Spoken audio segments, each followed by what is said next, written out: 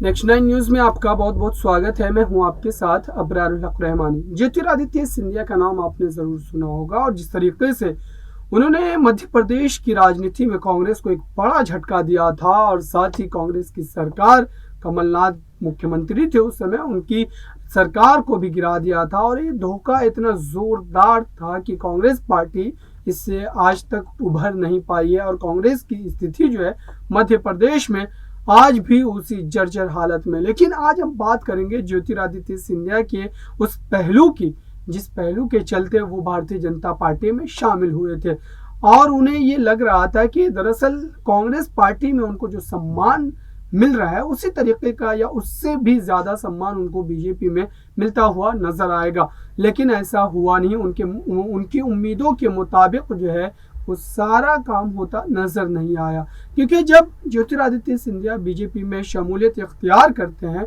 उसके बाद उन्हें तुरंत केंद्रीय उड्डयन मंत्रालय जो है मात्र कुछ महीनों में दे दिया जाता है। लेकिन उसके बावजूद सरकार और मंत्री पद पर रहते हुए जिस तरीके से काम करने की स्वतंत्रता होनी चाहिए वो उनको आज़ादी हासिल नहीं थी।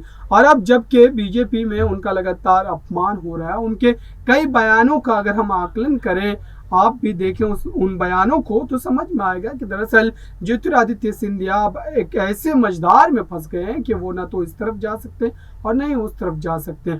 वो अब जहां पर है वहीं उनको अपनी राजनीतिक यात्रा को जो है वो खत्म करनी पड़ेगी, क्योंकि ज्योतिरादित्य सिंधिया एक लंबे समय से कांग्रेस पार्टी के जो है कद्दावर नेता माने जाते थे और अचानक से उनको ऐसा लगा कि कांग्रेस पार्टी में दरअसल उनका सम्मान जो है वो नहीं किया जा रहा है और बीजेपी में वो सम्मान की तलाश में गए। लेकिन बीजेपी में भी उनको इसी तरीके का जो है अपमान झेलना पड़ा। अब बीजेपी के खिलाफ उनके जो सुर है वो निकलते नजर आ रहे हैं और ऐसे में बीजेपी के खिलाफ उनके बयानों को लेकर के अब बीजेपी के ही अंदर खाने से कई नेताओं ने उनका विरोध करना शुरू कर दिया है। सूत्र बताते हैं कि दरअसल बीजेपी के कई नेता इस बात से नाराज हैं कि कांग्रेस से आए हुए नेता को बीजेपी ने इतने कम समय में इतने बड़े मंत्री पद का ओहदा जो है वो क्यों सौंप दिया। देखते हैं आने वाले समय में ज्योतिरादित्य सिंधिया का अगला कदम क्या होता है। फिलहाल इस खास रिपोर्ट में इतना ही। देखते रहिए ताज़ा तरीन खबरों के लिए नेक्स्ट 9 न्यूज़ को।